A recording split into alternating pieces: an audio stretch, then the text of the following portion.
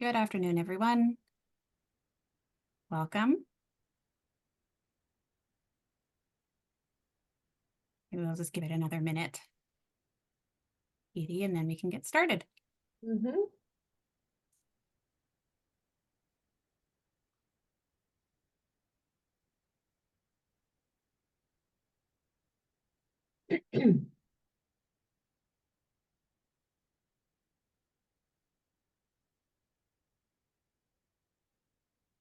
All right. Well, good afternoon, everyone. Welcome to our first CERAH Speaker Series of 2025. My name is May Remenda, and I am a knowledge broker here at the Center for Education and Research on Aging and Health, or as we call it for short, because it's quite a mouthful, we call it CERAH. I primarily support palliative care education for healthcare professionals in Northwestern Ontario, and I'm pleased to be your moderator for this session. The title is Stories That Heal, the Power of Digital Storytelling in Driving Healthcare Changes and Shaping Wound Care Policy in Canada. Sorry, I'm going to go to the next slide. While we are joining each other virtually as the host of this session, Lakehead University respectfully acknowledges its campuses are located on the traditional lands of the Indigenous people. Lake at Thunder Bay is located on the traditional lands of the Fort William First Nation, signatory to the Robinson Superior Treaty of 1850. Lakehead University acknowledges the history that many nations hold in the areas around our campuses and is committed to a relationship with First Nation, Métis, and Inuit based on the principles of mutual trust, respect, reciprocity, and collaboration in the spirit of reconciliation. As a center, sorry, someone's in the chat there. As a center, we are committed to working towards reconciliation and decolonizing our work, and have committed to, as a staff, to educating ourselves in these areas, both personally and professionally. As for myself, I talk openly and honestly with my children about the history and ongoing injustices faced by Indigenous peoples. As a parent, I'm committed to raising the next generation of advocates and allies who will continue to challenge these injustices and work towards reconciliation. We would love to know where you're joining us from as well. So if you wouldn't mind putting your name, your role, or your program of study in the chat, that would be great. And we will get underway here.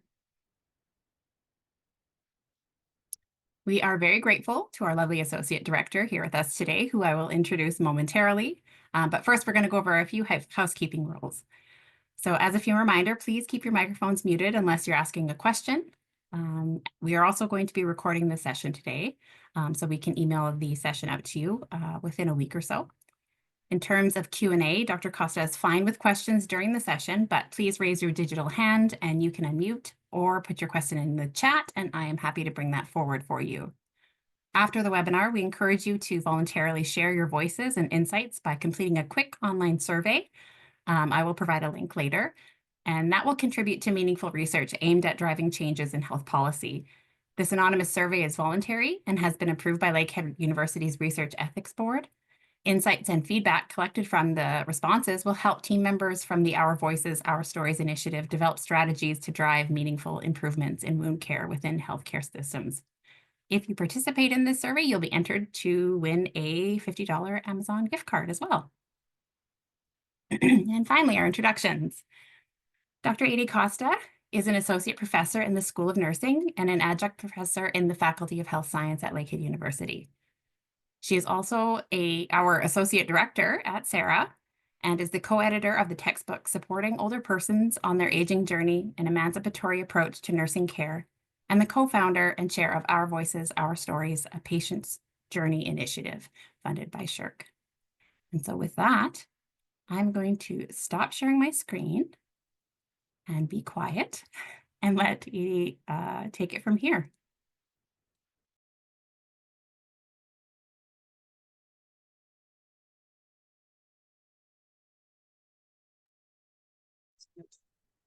Thank you very much, May, for the nice introduction. And I think you did very well in saying all the information they need to know.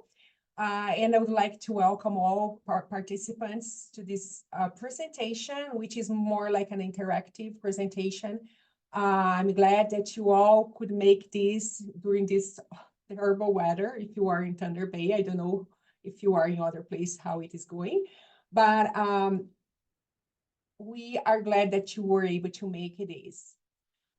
This is our stories, our voice, our stories, and these are the learning outcomes as you saw problem in the advertisement, so I'm not going to go over this. This also includes as May said, at the end, if you feel comfortable to, if you feel like you are being called to make a change and take actions, you'll be invited to take part of the survey, which is part of the presentation. I'm going to explain more as we go. I think to just make more sense, I would like to introduce what is the Our Voice, Our Stories initiative and how did it start? So this started in 2021 and it is an ongoing while we are having funding, which we have been very grateful because the funding is always coming. So our first grant funded by the Social Science and Humanity Research Council was a connection grant. This connection grant, they have different modalities. So this is especially focused on knowledge dissemination. So we didn't have a intent on research at that time. For those that do not know me, I'm specialized in wound care. I have been doing this practice for over 20 years, and I'm very interested in listening to people's stories. I think that's something that resonates to everybody, right? If I was to ask here, I can't see everybody, but if I was to ask everybody to raise their hands if they like to listen to stories, I'm sure everybody would raise their hands.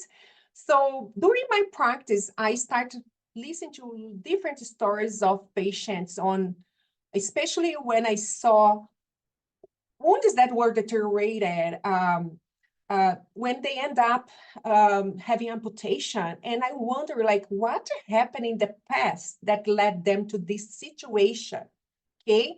What was there in the beginning was lack of knowledge, was lack of support, was not accessing, no, accessibility for healthcare is also another huge thing. And they all share different stories. Their stories were unique. But I started thinking, how can I share these stories that I listen to inside of my office? I wanted them to be spread out, right? For those that do not have that same connection as I. So we applied for the connection grant. I was able to also get a very good community partner because I was thinking, after I have these stories, where am I going to spread them? I need to have a channel where we are going to host those stories. So Wounds Canada, which most of you probably knows, but those that do not know, is a national wound care association that also has the mandate to advocate for better wound care in Canada. So they actually was happy with that project because they had patients coming to them who also want to share their stories. And especially their stories that want to share was to help others in the same situation. They also want to advocate for better healthcare systems. So the patient has a desire as much as healthcare providers to improve care. And especially we all are users of the healthcare system. So we had, when we applied, we had started already collecting some stories, but with the funding, we were able them to collect more stories. We, in that time, 2022 to 23, we collect over 20 patients and care partner stories. We were using this funding also to edit the stories. So we need to hire a professional video graph to edit the stories and to get some pictures, to mix the stories with pictures. And I'm going to define a little bit of what that is, which then we found out later that we were doing digital storytelling, okay? So we start more like with a desire to help people, but we end up going far, which is very good. We also hosted the first ever patient journey conference on June 9 and 10. It was online and it was hosted by Wounds Canada as well. And I'm not sure if some of you here participated, but that was an amazing conference. Patients' voice were listened to. We disseminate some stories during the conference. So actually we had like 6 sessions in 2 days. And we had 6 stories for each of them.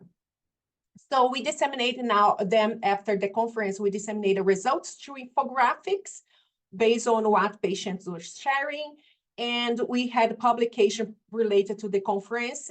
For those that are curious, UNS Canada has published the supplementary issue of the Women's Care Journal, and they now have also the version in French. So we have both versions. And then we created the Our Voice, Our Story initiative from there on. In 2023, we applied to the Shark Insight Development Grant. So this is based on research, while the other one was more like dissemination of knowledge.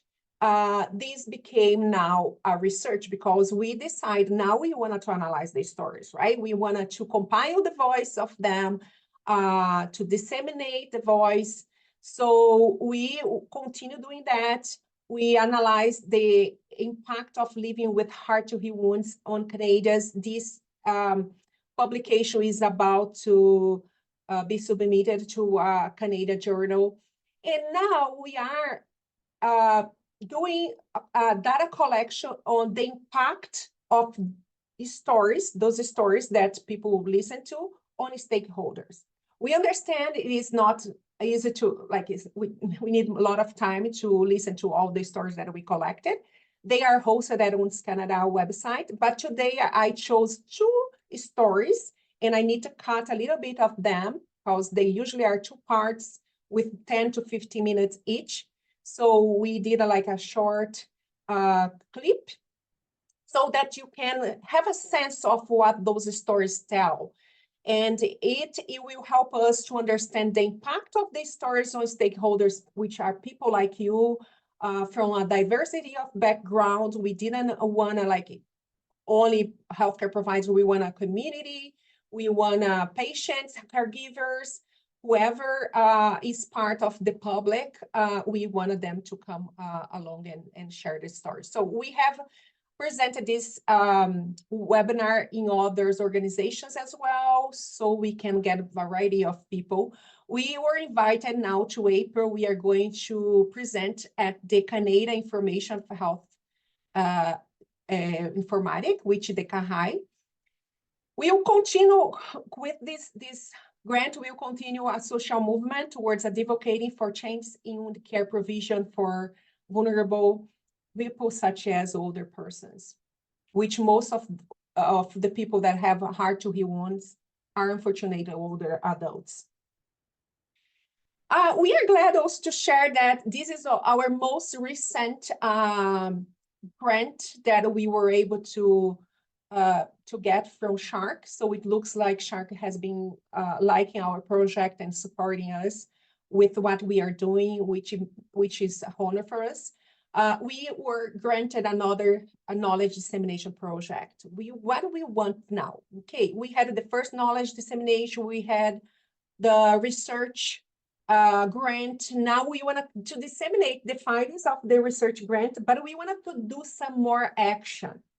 So what this project will do, we were going to host a series of 5 webinars to disseminate more stories and outcome of the initiative. We are going to have keynote speakers, but the most important is that this webinar will lead to us to develop together with the audience a bill of rights and responsibility to support people living with wounds in Canada.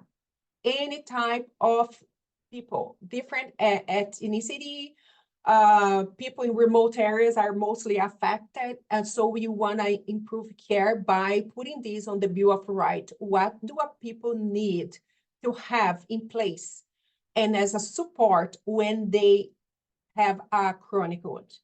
So we are going to come up with this together. We are going to develop this Bill of Rights based on the voice, on what the stories that we have. And we are going to provide some more foundations through the webinar, so the audience will kind of understand what is that. And we are going, of course, to explain what does it mean, a Bill of Rights, and why they are usually used. And then as part of this, we will disseminate the Bill of Rights. We are going to make infographics. We are going to disseminate to politicians, a variety of stakeholders that may not did have a chance to healthcare services. So the Bill of Rights will be showed for everybody, and especially for patients and healthcare providers, because they were unsure. You're going to see in their voices and stories that they were unsure what were their rights, what they could ask for when they had their wounds.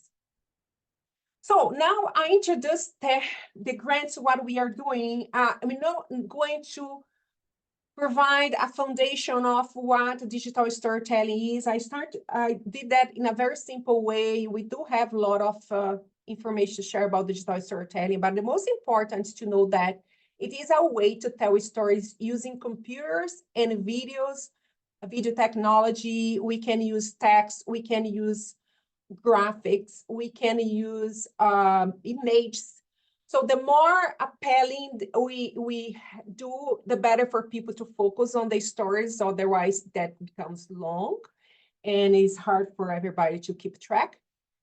It also combines traditional storytelling. So that's why everybody who came in and want to share their stories, which is voluntarily, they didn't mind having their faces in the video. They had all the consent form. We explain what we are doing, and they want to actually to advocate for change. They want to be known for that, right?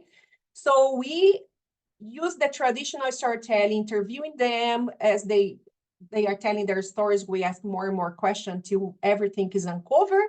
And then we edit the video that we recorded through Zoom, like what we are doing today, and editing those videos with pictures, images that they sent to us. We add some others, and then we send back to them to approve. Once they approve, the stories become public and is hosted at WINS Canada website. So why does digital storytelling matters? Unfortunately, we have little attention being given to understand how individuals navigate their everyday life in the healthcare system with a hard-to-heal wound. It is painful. There is awful smell. Sometimes it impacts their life. Most of the time impacts their life, their daily routine and everything. But these are things that are usually hidden. We want to expose that. So listen to patient stories helps to honor their voices and raise awareness about their needs, struggles, and barriers, and expose the inequality in the healthcare system. Unfortunately, yes, our healthcare system, we know it's ill. So this exposes this more, and by exposing this, we can advocate for change.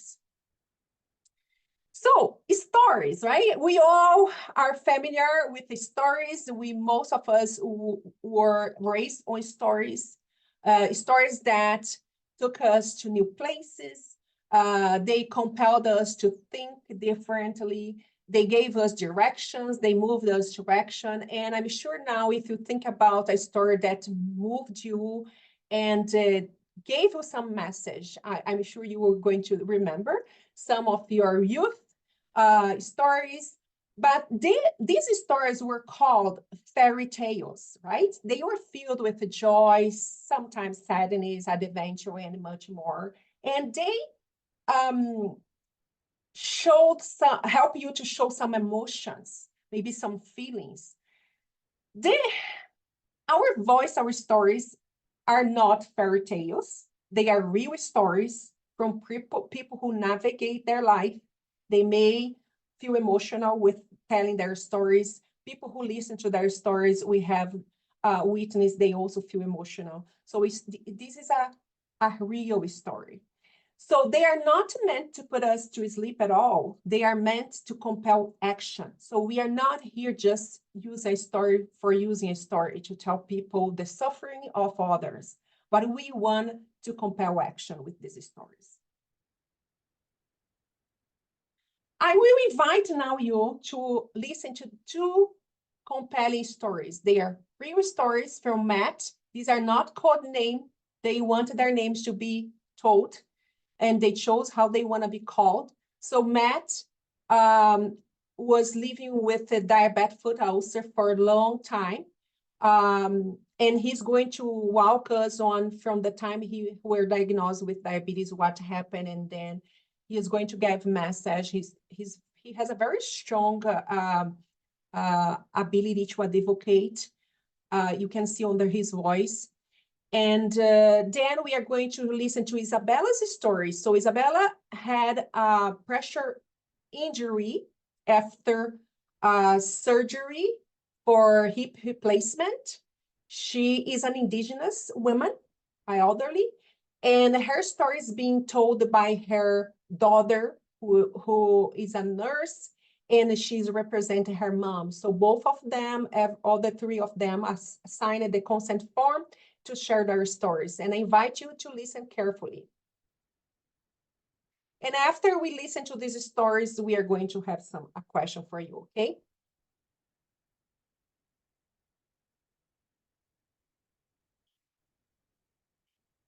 I was ignorance at first. It was ignorance, panic. I was like, okay, it's just a cut. It'll be fine. Why isn't it healed? Why isn't it healed? Because when I learned that I had diabetes, like I said, I was very young, and like a 20-year-old doesn't listen all the time either. It's not as if I ignored it, but I didn't know what it was, and I didn't care to research it because I had other things to deal with. As soon as I got my first wound, then I got a diabetes specialist, and then he put me on insulin for the first time. So then I'm starting to take care of my diabetes with insulin, and I'm not very good at it. No one really tells me, take this much, take this much. I kind of just did it on the fly. And so my sugar was up and down like a toilet seat all the time. And so I get these wounds, and then I worked on them. Like, I used to be a superintendent in an automotive factory, so I ran a factory, 300,000 square feet. I was on my feet in steel toe boots all the time. I was going through divorce, everything like that. I couldn't really afford to go off work. I had a mortgage to pay. I had to pay for a truck. So finally, the doctor that put me on insulin, I got another wound, had to go off, and he referred me to dermatology and wound clinic. I was probably about 31 years old. So I'm turning 48 this year. So 17 years ago. What do they tell you when you get an ulcer? Stay off your foot. Stay off your foot. Offload it as best that you can. And these are the tools we have to do it. And an ulcer doesn't heal in 3 months. But I started to have to miss work and go off work, and that was very hard for me because I was in management and I worked in a factory. The attitude towards anyone, if they worked on the line in a factory, was like, they're a scam artist. They're not really hurt. They're not really this. In my head, I'm thinking, are people thinking that about me? Like, I'm their leader, and are they thinking I'm a scam artist because I'm off work sick, right? All that stuff goes through your head. You start feeling like you're not worth anything. You start feeling horrible because you're not making money. Like, I've been on disability since 2017. My wife's the sole breadwinner in the house except for my Canada disability plan.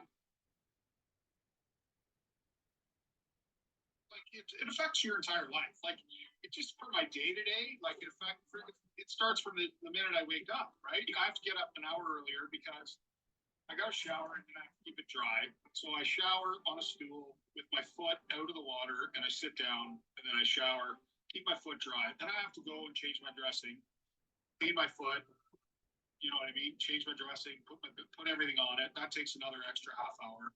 My home care nurse comes to see me once a week, right? Just to keep things going, and just to keep an eye on it, right? So it's an extra half hour to 45 minutes of my day, just making sure my foot's dressed.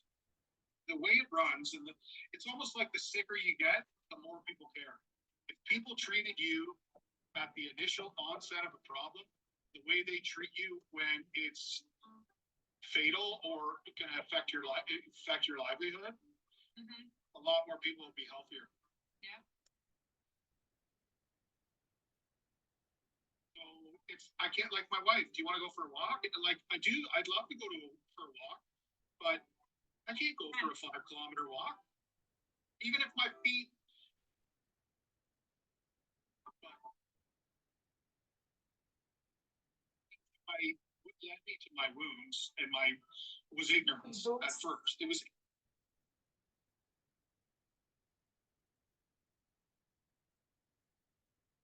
Sorry, I think I'm. like, it affects your entire life. Like, it just, because a stool with my foot out of the water and I sit foot dry. Then I have to go and change my dressing.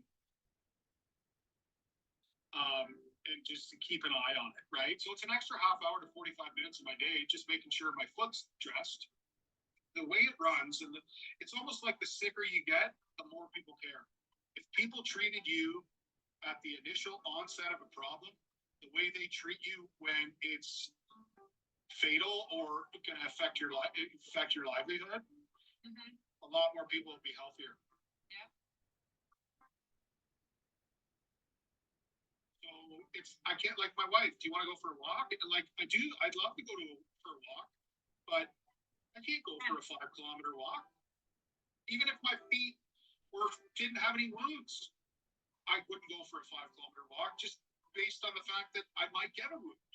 But it's the summertime. I'm the only guy wearing socks and shoes. When you have a chronic illness, you take little things like that. You don't take little things like that for granted, like wearing flip flops, like, you know what I mean? Not having to count your carbs, not having to worry about, hey, do you want to go swimming in the pool? No, I can't because I have a bandage on my foot for 17 years. It affects every decision. Do you want to? Where can we go on a vacation? I can't walk on the beach. Yeah. Right? I can't walk on the beach. I can't get my foot wet. Why do I want to go sit in 100-degree heat when I can't put my foot in the water? Right? So then you sacrifice fun, you sacrifice a lot. And people, oh, you just don't want to do anything. Oh, you just don't want to. Yeah, well, I've got to accommodate my injury 24/7. My wife is obviously my number one support. And I mean, everything that this does to her, like, is in the back of my head. Like, that's all I think about is the burden on her. It affects her just as much as it affects me, but it affects her in different ways. If it was a one-income family, I'd rather it be me. The biggest thing I can do for myself is advocate for myself. And we say that to our children. We say that to, if you can't advocate for yourself, if you're like, I get it, you're far smarter than I am, but I know my body way better than you do, right? And so I'm not going to insult your intelligence when I come into your office, but don't insult mine by assuming that I don't care about my health by the picture that you see with your eyes. And because, especially for big guys like me, and I've talked to other big guys like me, you see a doctor and they look at you, they don't care what you've done or what you're doing. They only care about your history. And your history says you're a fat diabetic that's non-compliant. That's how they treat you. I had to come up with the nerve to ask for help, right? Like, if I didn't ask someone for help, I wouldn't have got the help I needed. The doctors at the kidney clinic were like, your kidneys are failing, your creatinine level, it's like 7, you're in failure, but we're going to wait 2 more weeks and see if it responds to put you on dialysis. And I was like, what are you waiting for? I felt like crap for 6 months. My blood work is worse than my last blood work. And you want to wait another 2 weeks? I was in the dialysis clinic the next week. All right. If you want to listen to the rest of the story, I'm going to show the barcode in the end for you to assess. Okay. Now let's listen to Miriam Cook, which is the caregiver of her mother. You can notice that I need to do some cuts there.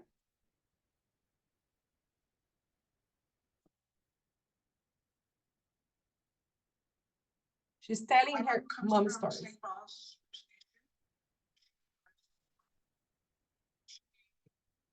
Very good life. She was physically active. She and her older sisters provided a lot for the family. They did a lot of log cutting, hunting, and fishing. They did a lot when they were young together and ate a lot of traditional foods. Over the years, I guess things changed, I guess, with the diets, especially. I can't remember when food started changing, but I know for me growing up, we started getting more of the processed foods and stuff like that. So I guess the diets really changed for her. She worked very hard.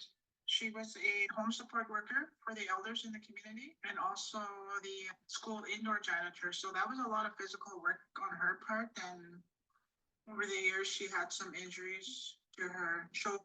Can everybody hear the video? Looks like it's not. It's very difficult to hear, Edie. I think maybe just stop your sharing, and then if you go to share screen again, so just stop share, Yeah, stop. and Okay. then go to share screen again. And if you click the box that says share computer sound or enable, do you see it? Should be on the Audio, right side.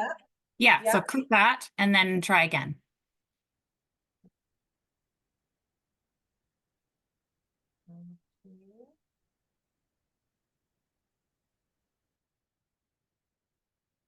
Okay.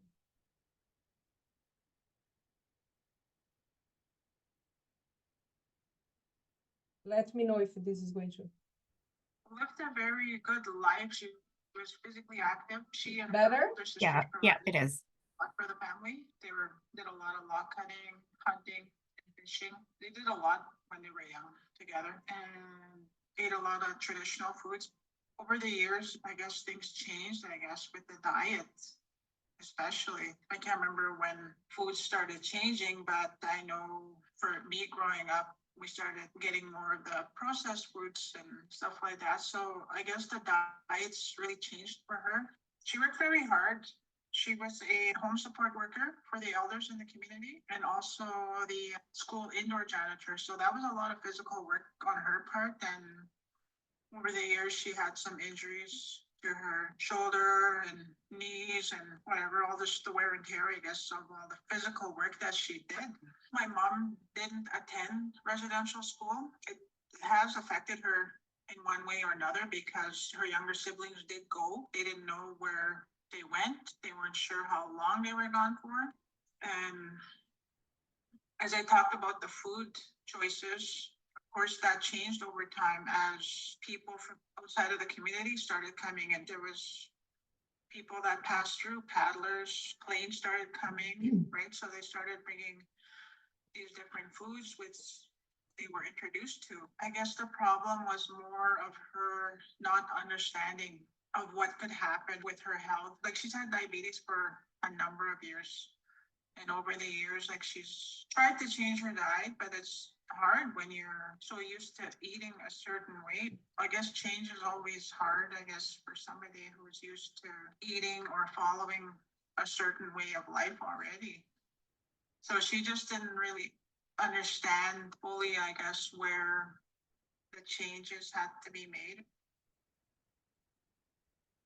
Isabella was admitted back in March of 2021, I believe.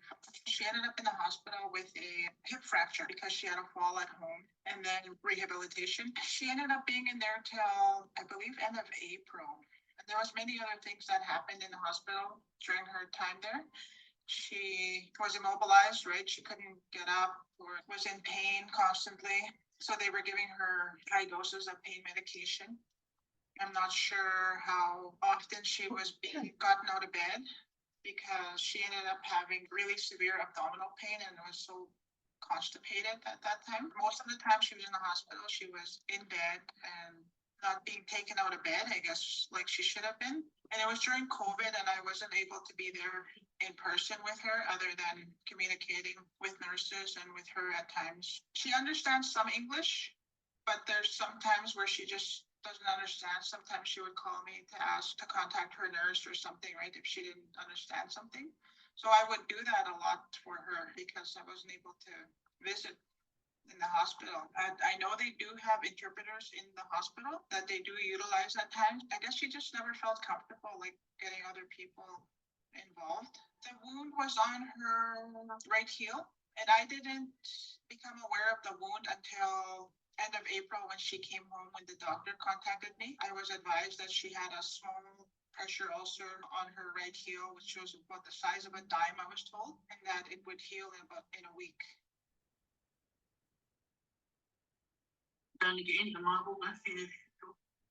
She was told, but she wasn't able to, she said.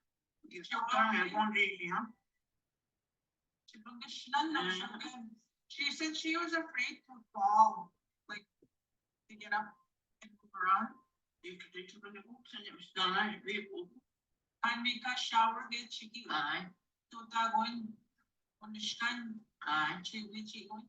No, she said they did most of the care in bed, she said. Not that she can recall that it was offered for her, like to get assistance out of bed. She said they watched her in bed. I don't know the clear picture of why she was in bed so long, why they didn't reposition her at times. What ended up happening was I brought her out to Sulakaut at the end of May because she had to be seen and emerged. The wound had progressed into an infection, and she ended up being admitted that time. She ended up coming for an MRI that kept getting pushed off because there was no escort for her to come with her. After the MRI, the specialist contacted me and told me that 2/3 of her calcaneus bone was already infected. He didn't think that long-term antibiotics would help either way. And then he told me that she would probably be looking at an amputation below the knee. It really upset me and it just made me so sad thinking about my mom. It was just really heartbreaking for me for her having to lose a limb because of all this, when I know that pressure injuries can be prevented.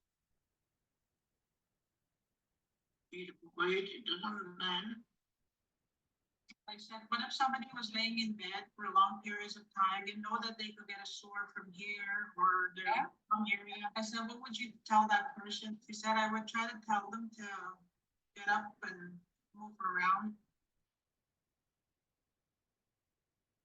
Your loved one is hospitalized, being involved in their care as much as you can. If you're able to be there in person, then that's even better. I would tell that person or whoever it is, the family member, right? The goal is to always get them out of bed and get them up immobilized.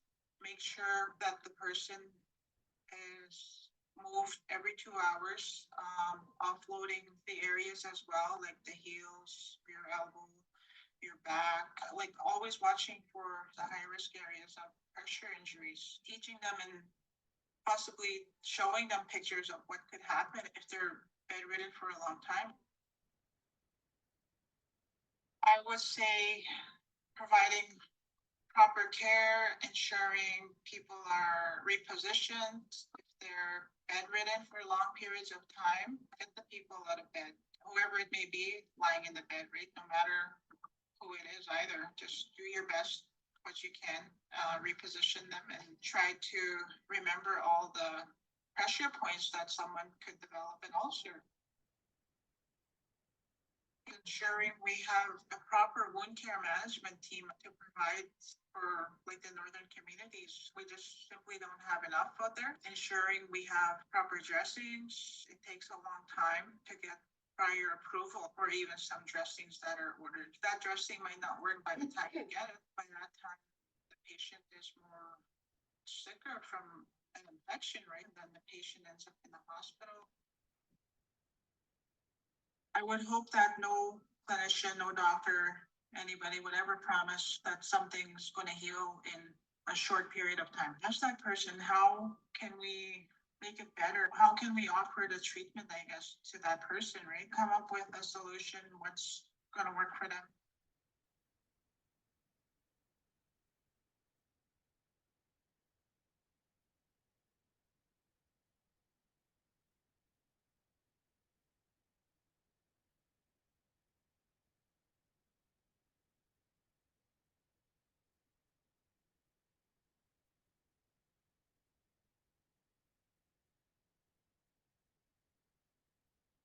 All right. As you can see, unfortunately, Isabella passed.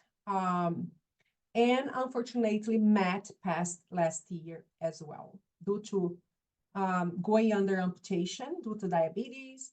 And the research states that after amputation, they have 80% of chance to die in 2 years. So complications that come on those situations as well. And both of them had diabetes.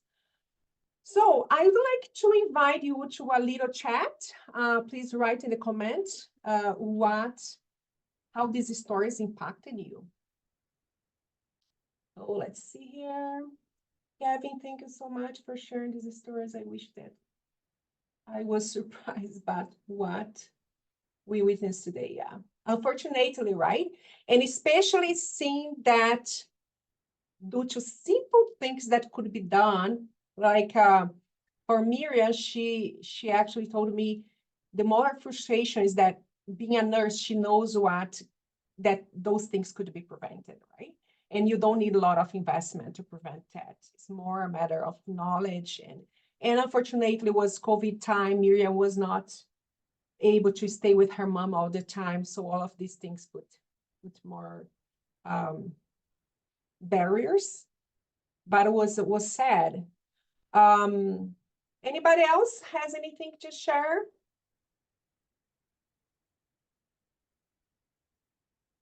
If you want to use your microphone, that's fine too.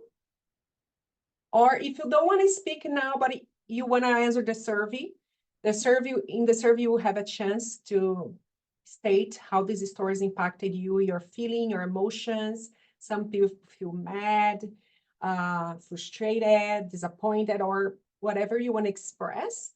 And also, how can we use these types of stories to advocate for people in these situations? We have a lot of stories, and they are very similar in some points, but they're unique.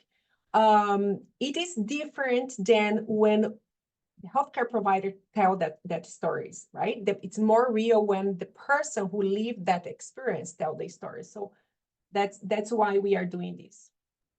I see in the chat, Edie, that Hillary says they reinforce the need to advocate for yourself or your loved ones when dealing with the healthcare system and specialists, etc. Yes, exactly. And then Sandra says, as Matt said, people get better care the worse their health is, but we don't give the same effort as healthcare providers when things are in their infancy.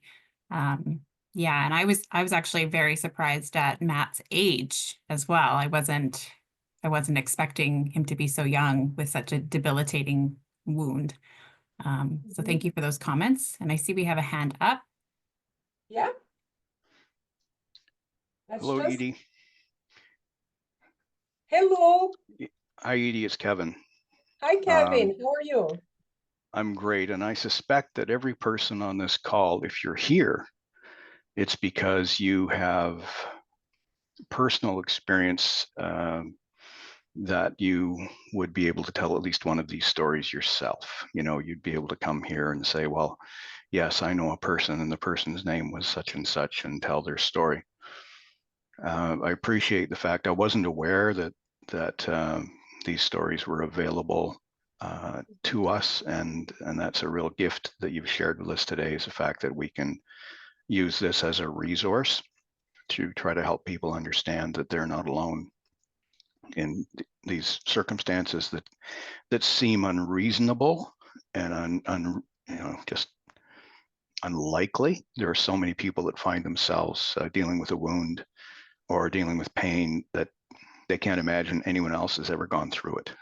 You know, so just the opportunity for them to have Matt tell his story in such a way. And one phrase that he mentioned, I had to write down: the sicker you get, the more people care. Yeah, I can really relate to that in so many ways. I'm retired today, but for the last 12 years of my working career, I was a client care coordinator for an in-home care company. And I did the intake assessments for our clients and staffed the clients. And we also provided PSWs and RPNs for long-term care facilities when they were short-staffed. So these two stories are just the tip of the iceberg for me. But the fact that you have found a way to be able to have people share their personal stories, I just want to thank you for that. It's an extraordinary resource that I'm sure I'll use moving forward, because even though I'm retired, I'm studying to be a death doula. I couldn't quite get away from that connection. I had a couple of friends who passed without the kind of support they needed. And I thought that, maybe that's something I could do. And Jessica and Holly have tolerated me for 6 years. I've been coming to a lot of these sessions for the last 6 or 8 years. But thank you for today. Thanks very much. Thank you, Jessica. See you soon. Thank you for sharing that. And please use those videos. We wanted them to be used as a resource. I was glad one day I got an email from a physician. She asking if she could use Mira, actually was Mira's story, was a physician here from Thunder Bay, to teach residents. And I was like, so happy. She couldn't see my face because I was here, right, reading. I was like, yes, please go ahead. These stories are public. And that's why they agreed to make them public, and they all provided consent because they wanted them to make a difference, right? And you see, like when we interviewed Matt and Isabella, they didn't know they would pass sooner, but they won a depopate, right? So it was so sad when I heard, especially Matt was still young, passed, but we actually have the same message in the end of Matt's stories showing memory, but I needed to cut, and I don't know how to edit the video, so I need just to cut for this presentation. Yes, that's very sad. And please use Gabby. And if anybody knows someone who want to share their stories with us, we are focused only on wounds now, but we hopefully in the future to open for more different types of disease. But we need to focus on one at least, right? And then move forward. If you have, you just connect with me, connect on the website too. Yes, And it's super. The other message here that's so important is that people generally are aware that they can advocate, that they need to speak up. They, so many people are shy or maybe intimidated in a hospital environment. And one of the clients that we cared for an extended period of time, if you can imagine this, as a mother, your son is diagnosed with Duchenne muscular dystrophy at the age of 6. You're told that he won't live past 10 or 11. And when he's 27, he goes into law school, so he defied the odds for a long time, but he had a very serious condition. His mother was in Dubai, and our team was caring for him here in London, Ontario, University of Western Ontario. And he called me and said, I'm in the hospital, I need help. So when I got to the hospital, one of the doctors said, well, and who are you? And he looked at the doctor and he said, that's my dad. Not true. However, in that context, he was advocating. His father hasn't been part of his life for a very long time, and his mother was in Dubai, and he's my dad. And so essentially, he's not leaving the room. And he was there for 10 days, and every time I came in, they'd greet me as his father. He had courage in that moment. He kind of blurted it out, and we never did correct. We didn't correct it because it gave him comfort, especially it took his mother 5 days to get back to Canada. So, but in that period of time, there was someone there with him who could be part of the conversations, and that's a huge part of it for people when you're in bed and you're in distress, and there's you feel very much alone. Right. Yeah. Thank you. Should we continue then? Thank you very much. A lot of comments, and then we are going to continue. And please, if you feel comfortable, you are welcome to share more within the survey. I will finish by saying, like, if you may wonder what is the role of digital storytelling affect change? Because that's what we want, right? We didn't know it could affect change, but actually This is not new in the world, maybe new in Canada at somehow, but in the UK, for example, stories like that are being used to affect policy. So that's what we want to move on with the social movement. So I want to share with you some quotes from the Wounded Storyteller. So this is a book wrote by a well-known social worker who was a professor and researcher at the University of Alberta, Dr. Arthur Frank. Some of the quotes from the book are, through storytelling, the ill and all those who suffer become healers. Through their stories, the ill create empathic bonds between themselves and their listeners. I'm sure that you can relate with that, right? And seriously ill people are wounded not only in the body, not only inside, but in voice. And they need to become storytellers in order to recover their body and voices.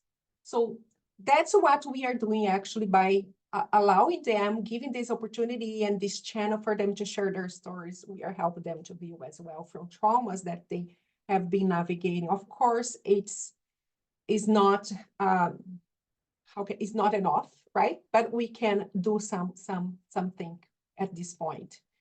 And what are the power of digital storytelling? So it's just an overall, but there's so many more.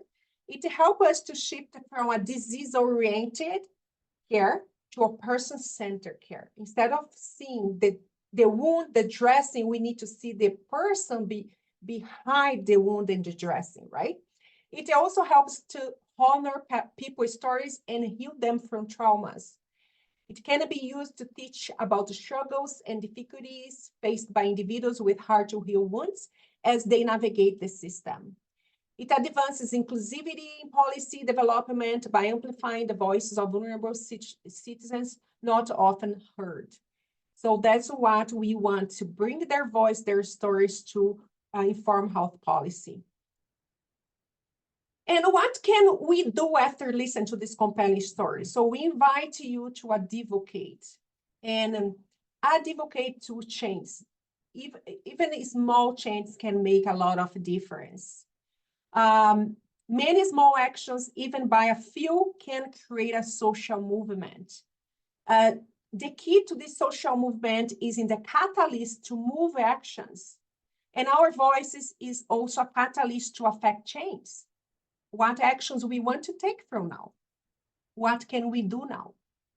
So we can start maybe by looking to people differently. And you can start by sharing this resource with others. And we can also start by responding to this survey if you feel comfortable to do so. You can just use the barcode. You can go with your cell phone with the barcode. I think also, May, you have that in your chat? Yep, it's in the chat now. Perfect. You can also click on the chat if you want to do that with your computer, whatever you are using now for that. And you're going to see first the consent form from the REB, the Research Ethics Board. After you sign that consent by clicking, that means that you accepted, and then you are going to be moved to questions. The first part of the question, just so you know what to expect, is the demographic data. Is going to ask your age, your gender, or if you are answering as a healthcare provider, as a patient, as a policymaker, or some or others, and that is going to direct you to the right type of questions. Okay. So in your voices can inform change by pushing political agenda to address social determinants of health that you can see that are embedded on those challenges. Lack of access, knowledge, access to food. I'm sure for people that are in remote areas, they have a lot of struggles with food insecurity, clean water, and all of these that can also put their wound at less priority, right? We can create pathways to support them in navigating life and the healthcare system, so that way they have better experience. Oops, it's not me. So again, these are the online surveys if you want to access. We have actually left 15 minutes. If you planned to be here 15 more minutes, actually, is this what you would like to answer the survey? You can write, the survey are questions that are open. You write as much as you want, okay? There is no amount needed. It is a way for you to voice your feelings, your express your knowledge in relation to that, and to help us with that information that you are including, we can write a white paper, which is paper that really focus on policy information, and give that to policymakers where we can advocate for change. And once Canada is with us, so it's not the first time they advocate for changes and for more resource for people with wounds, and they are willing to do that with us as well. If you have any further question, please feel free to ask. Thank you very much, Edie. That was very moving. And I learned a lot about just from those two short stories. I have a question. Just quickly, what kind of challenges did you come up against after you received the grants, with maybe recruitment, or did you have, how did you select these individuals? Very good question. We use, for the recruitment, we used Wounds Canada social media. We also have Wounds Canada has a directory of healthcare providers that are specialized in wounds. So we send an email. We have like a health research assistant who wrote email. I usually revise everything and invite them if they have a patient willing to share their stories. That's how, for example, Matt's stories came up, right? He was being seen by one of these professionals in the directory, and he want to share his stories. Another challenge was technology. As you can see, like Matt, voice was, the record was not loud because they use their own device, right? They are connect with us the place they are. We had situations where patients didn't have a good connection with the internet. We had a situation where a person, in this case was a participant from Thunder Bay, needed to come to Lakehead University for us to record because she didn't know how to use Zoom and she would prefer to do that in person. Yeah, there are many technical issues as well, but in terms of collecting stories, we have been quite successfully in doing that. We just want a more diversity of people. Some people are saying, oh, you are listening more to white people, but those are the ones that like we don't choose, you know what I mean? Like they're just coming to share voluntarily. And but we can see that even white people face a lot of challenge. So that's not something that privilege the white and not the others, but they do face a lot of challenges and struggles. So this is actually something that we have come across. And if someone has or knows anybody who wants to share their stories, maybe you have someone with experience and even a caregiver, we are more than willing to set up a Zoom meeting and or discuss more before the interview. Yeah. Yeah, I appreciate that's the ongoing challenge with recruitment, right? Is trying to build a really diverse subject. But I do really appreciate Isabella's story because I would imagine that she's not alone in her struggles in a rural and remote community, especially with the language barrier. COVID times, like these were just barriers and challenges stacked on top of each other for her. And it breaks my heart that access to proper wound care is still such a struggle. But I do hope that this type of research and, gets things moving forward. Yeah. Thank you. It's our investment on this type of specialty, which is usually seen as an under type of specialty, not actually as a specialty. If you see like people with heart problem, they are referred right away to a cardiologist, right? And wounds is something that everybody thinks they can treat, right? They sometimes even patient, they underestimate. We have another research about that. They go over the counter medication and start putting things that are not actually going to help, especially for chronic conditions, right? Because there are so many underlying causes there. So the Yeah, more knowledge and resource we have, the better support that we get. for sure. And as Matt was saying, it affects every single aspect of your life, right? And that's not something I had really given much thought to. You know, I'm not a nurse but it's something that I will keep in mind, I think, moving forward with education initiatives for healthcare providers. So thank you very much. Definitely. Thank you very much too for moderating this. Yes, anytime. I'm going to quickly share my screen one more time here, Yeah. just with our, oh man, sorry, I'm trying to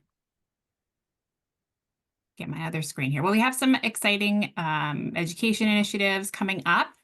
We have our, there it is, sorry. We have our healthcare provider grief and bereavement, grief and loss workshop that is coming up. It is on Wednesday, March 19th, 2025 at the Superior Inn in Thunder Bay. It is called Supporting the Grief Journey of Healthcare Providers. It's in the work. We have a keynote speaker, Eugene Dufour, who specializes in helping with healthcare provider grief in particular. This very, you know, unacknowledged grief that oftentimes healthcare providers go through. So you can register for that event now. We also have a palliative care echo series coming up with Nicole Lee, and this session will be called A Palliative Approach to Dementia Care for Indigenous Seniors and Elders. Registration will be opening soon for that, so stay tuned. That will be on March 26th, and we're really looking forward to that one. And oh, no, I have a couple more things, sorry. I also wanted to mention we have our big CERAH conference coming up in the fall. And if you are a student or a researcher or somebody who has a toolkit or anything that you think would go with one of our conference tracks, which is aging in place, dementia and seniors mental health, Indigenous people's health and aging, or palliative care, please submit an abstract. We would love to hear from you. We also have a student poster competition that we'll be holding. So students, get those abstracts in. The deadline for abstracts is February 28th. And then finally, Research and Innovation Week is coming up at Lakehead University. And we at the center have a panel presentation that we'll be doing. The title is called Knowledge, Collaboration, and Action, Reflecting on Where Our Center Has Been, the Research We Do, and the Innovations We Strive For. That will be on February 27th from 1 to 2 p.m. in the Cases Atrium at the Lakehead Thunder Bay campus. And so that is everything for now. Thank you, everybody, for joining us. We really appreciate your time. Thank you, Dr. Costa. As always, that was brilliant. I think my email on the chat if someone want to get in touch. Okay. So feel free to send me an email if you have any story, or if you want to even share something after this. I'm glad to answer and reply. Okay. Wonderful. Thank you very much, everyone. Thank you, May. Very nice to have you here. And I wish you a very warm day. Please keep warm and safe. Drive safe, everyone, if you're in Thunder Bay, or I think even all across Ontario is not great right now. So be safe, everyone, and have a great day. Thank you so much. Thank you. Bye. Take care. Bye. Good care.